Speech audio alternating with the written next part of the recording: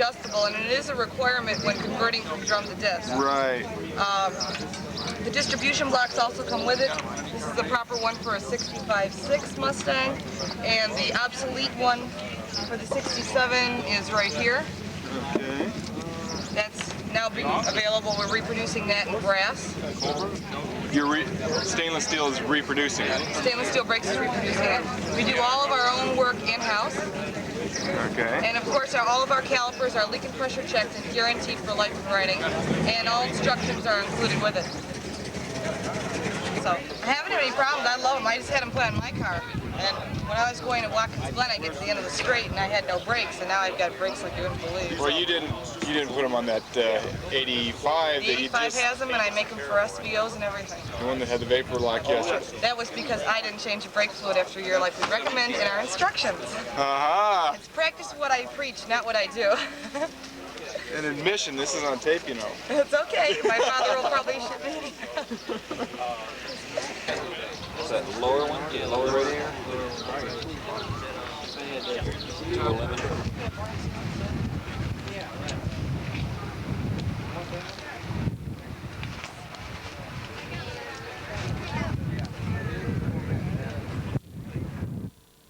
$150 spaces were assigned at SAAC 11 to vendors. Here's Ken Young keeping the vendors all in line.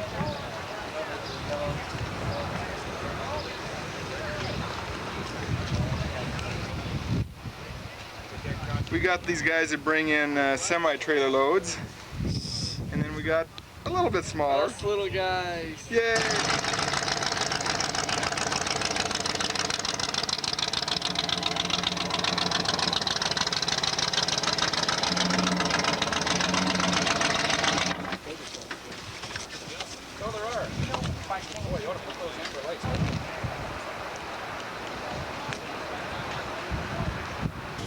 Of course, it always seems to come back to the cars.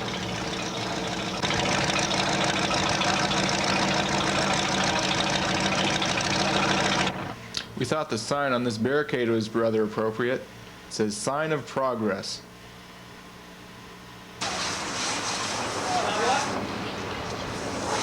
And of course, you can count on this as being one of the busier spots in the afternoon.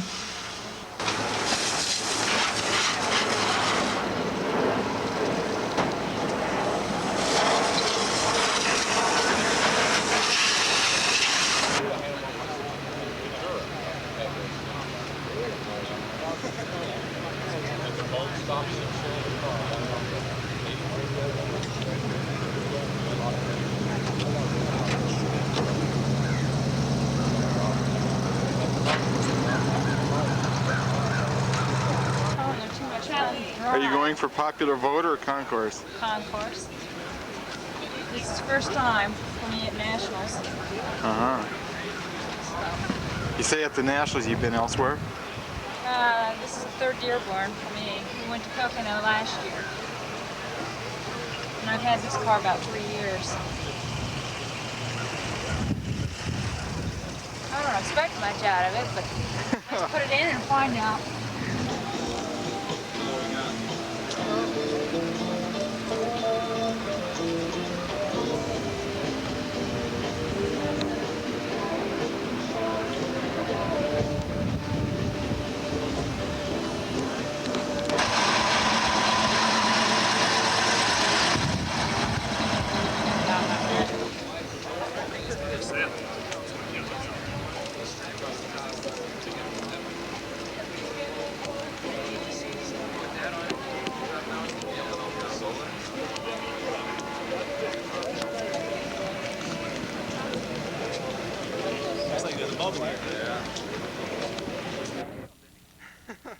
I saw him there speaking One to you. film.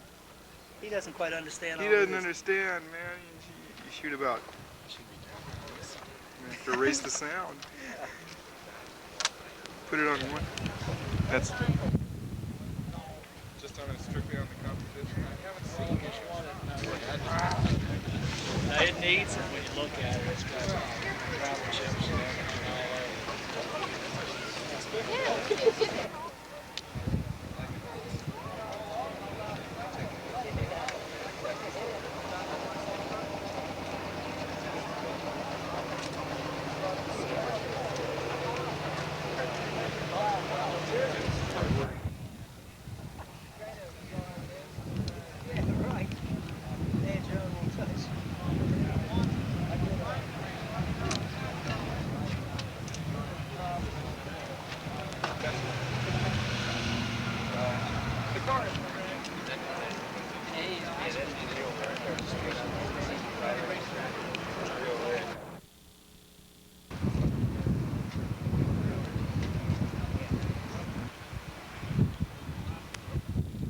That was a nice ride around the track yesterday. Thank you. I enjoyed it. I gotta say I did too. I've forgotten your name. Steve. Steve. Why don't you tell me about the Car Review license plate?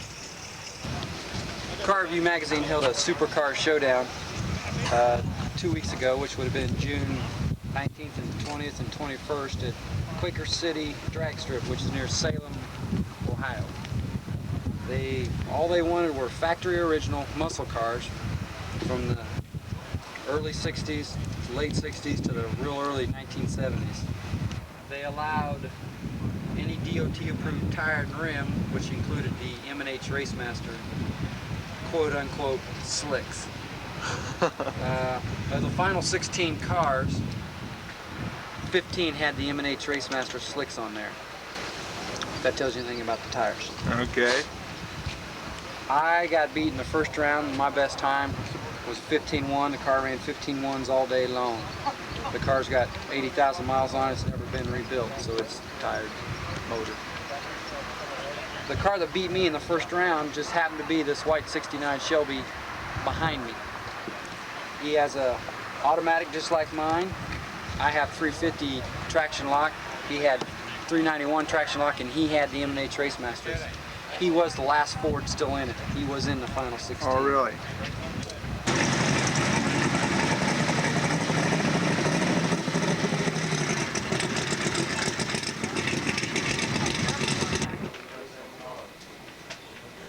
While many of us were out enjoying the sun and cars, a second convention was taking place inside. The Boss 302 owners were holding their second annual convention. You know what I'm thinking about reproducing that or making a replacement for that? Nobody in my house. Well, it's not really a paint, it's more of a vanadizing that's on that. You know, they all had them on originally, or if it was something, I don't think so. I've never seen a reproduction of you that's right. I mean, they make one that says Cobra that looks similar, but they aren't. I think maybe it was just something they stuck on Ford muscle cars in the 1970s, kind of a promotion deal, you know. Maybe some guys, maybe the dealers even stuff on it. I would think it'd be a deal. But this car came to the dealership 250 miles from the other one. DSL offers to do something like that, if it be in that general sale.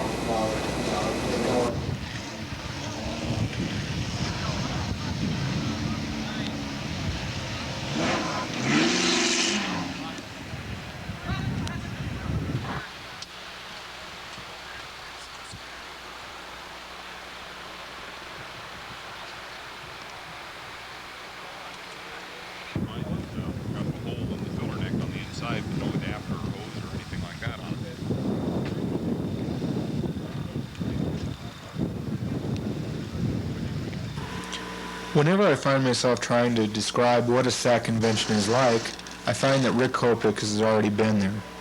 Rick has come up with what I feel is probably one of the most accurate descriptions ever.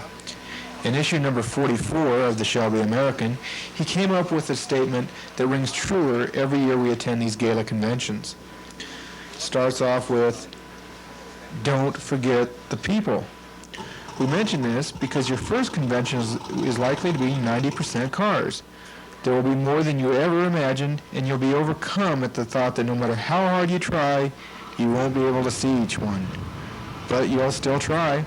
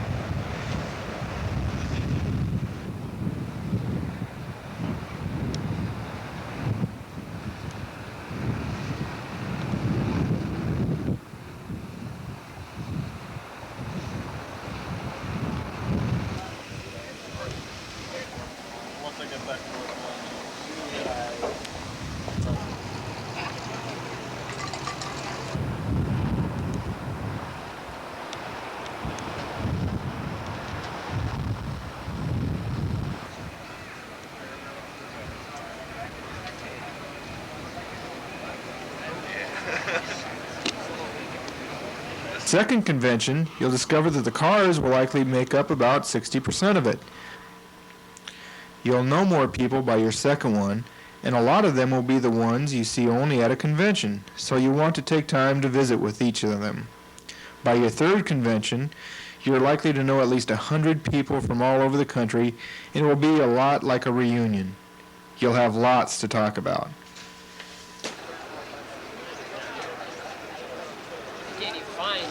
I can't even find 4GT.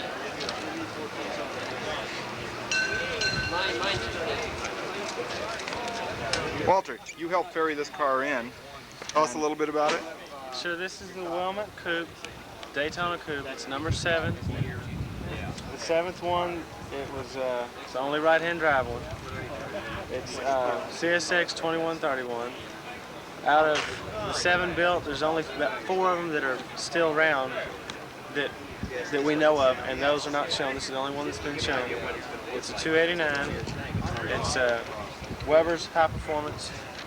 It's a friend of Carol Shelby's wanted a Daytona, and he didn't have time to build him one in '65. That's when he was getting into everything, the racing and stuff. Right. So what he did was he sent John Wilmot plans, the chassis, some body parts, and blueprints for the car to build one. John Wilmot built this. It's very close to the other 6, except the front end's a little bit sharper. The back window's different, but it's also the right-hand drive one. Right. This was made in England, right? Made in England. It's the only one made in England. As far as race history, it's been in Brands Hatch, Reims, and Alton Road. It's been a successful drag race car. It held the world land speed record in 1965. Top speed 165 miles an hour in 3rd gear. Third gear. And it's a 200 mile an hour car. Like I said, world land speed record with 1965 technology. The neat thing about the car is it's been restored exactly like it was then. The car, there's no difference between, right now it's set up to do the same thing. Completed a restoration, you said, on it. Yeah, Pan Taylor restores High Performance in Little Rock, Arkansas, redid the car to the original specifications. It was always raced in red. It's the only red car. The reason it has no numbers for the white dots is because it had different numbers all the time, so no numbers really specific. Raced. These are the same tires the car was raced on? The tires are 20 years old. They are. Let's see, hydraulic, clutch, and dual brake lines, it looks like. Like a rather complicated steering system on that. Yeah, I don't know much about it, except this car is a bit higher tech than the other 6. Steering, rear end, and suspension. It's a little bit tighter car.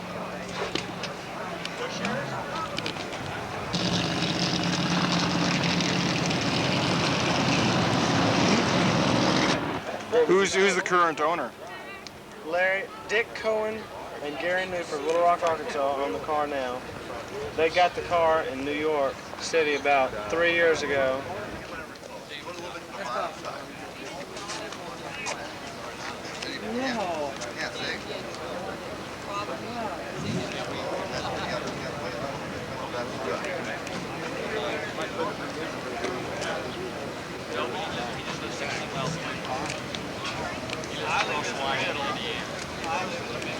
It's all right. Oh, I got one for you. Tell I wish we had a good friend down there. I mean, this guy, we all know hard as hell. And this guy, I want to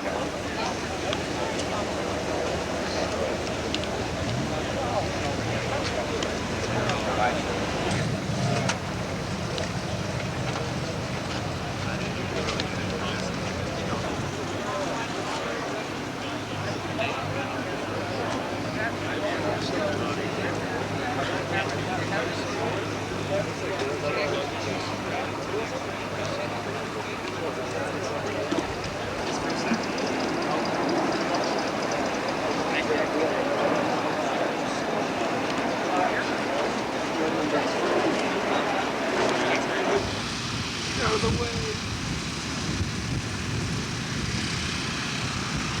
Slow it up, guys.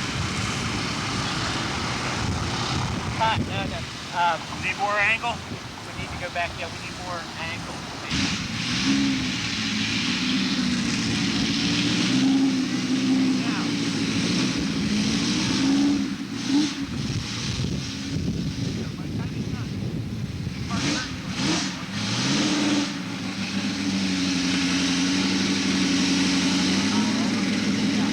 Brad one? No.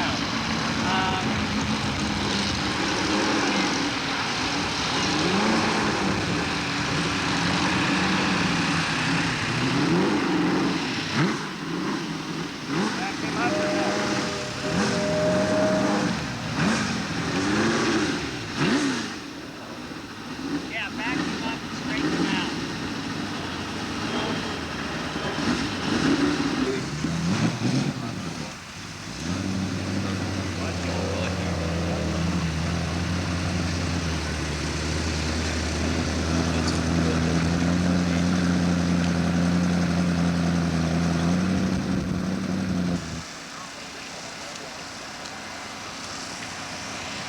Hey Doug, here they come with a white one.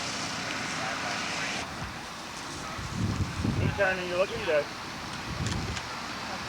Now watch him. He'll tell you what to do. We're almost there, guys. Slow it up, because he may want to back it up. Oxygen is waiting.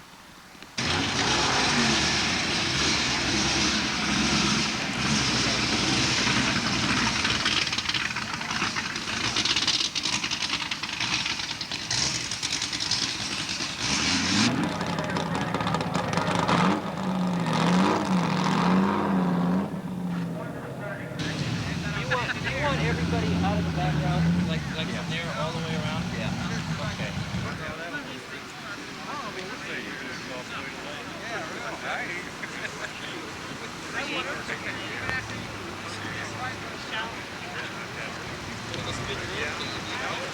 Wait till he's done. Concentrate on getting it set. He ain't gonna go away on you. Oh, by the way, that green Volkswagen van. Yeah, I know. Okay, that's what I didn't know.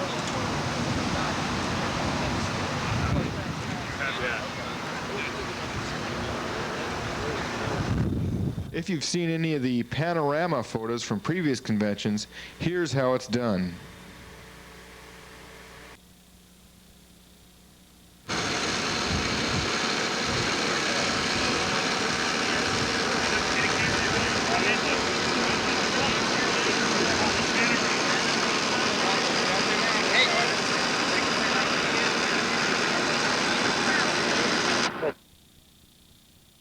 In this case, it was a special class reunion shot with 9 of the GT40s at SAAC 11 being displayed.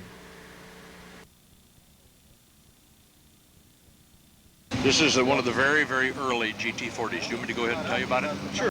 The 8th GT40 that was built, and it was completed in May 1965. And John Wire, from his own personal files, has given me a number of 8x10 black and white photographs of this car while it was under construction. This was the first car, this was number 8, and it was the first car that was delivered to Carroll Shelby in the United States. And it was used extensively for testing aerodynamics and performance. When delivered, it had a Colati transmission, and Shelby experimented with an automatic transmission in this car briefly, and then replaced that with the 5-speed ZF transmission, which is in it today. It's all original, as a 289 Cobra engine. I haven't done a thing to it since I found the car, and this car actually left Shelby we think in 1967, and was purchased by a ranger that lived up in western Montana. He had the car for 15 years, and nobody really seemed to know where it was, and few people even knew who he was. His name was John Robertson, and about 5 years ago I acquired the car from him. Whose car was that? You know, who was the driver? Ford engineer. His name was Ed Hinchcliffe. Okay, so it was privately campaigned, eh? Right.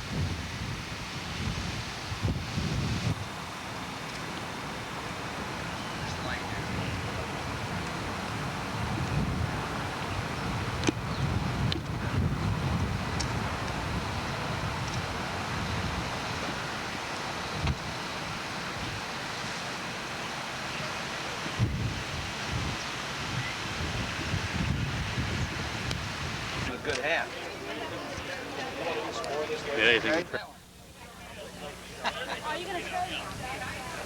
Yeah, I'll wear that one, but I can't wear a Ford now. After all, they fired me. Right. Hell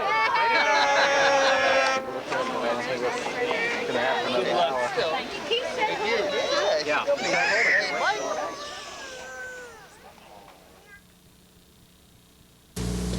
Inside that first night, a program was launched with an emphasis on the Ford GT40.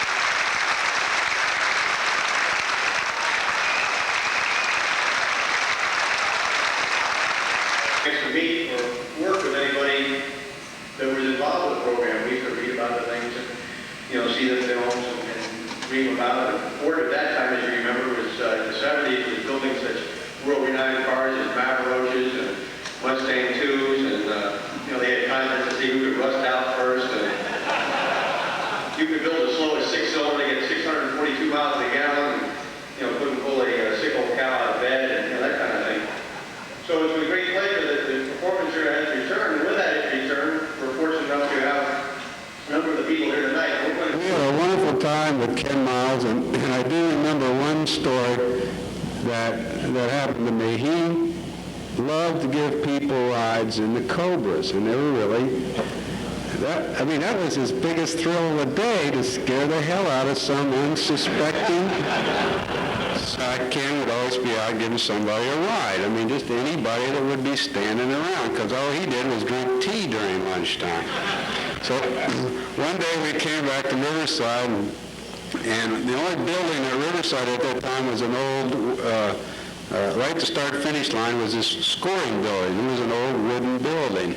And Ken's busy out running somewhere around the track. And I looked up, and Ken's driving into the pits, 60, 70 miles an hour, and he comes rushing up to the building. The wooden building is standing behind me, and he puts the brakes on, slams the brakes, got a little thrill of brakes, and the right front wheel came right off.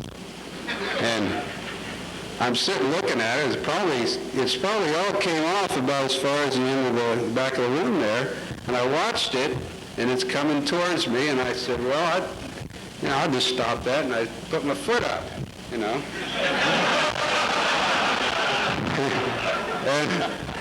I got about there, I said, I don't think I probably should do this, you see. So I stepped aside, and it went right through the first wall of the building, and the building was divided in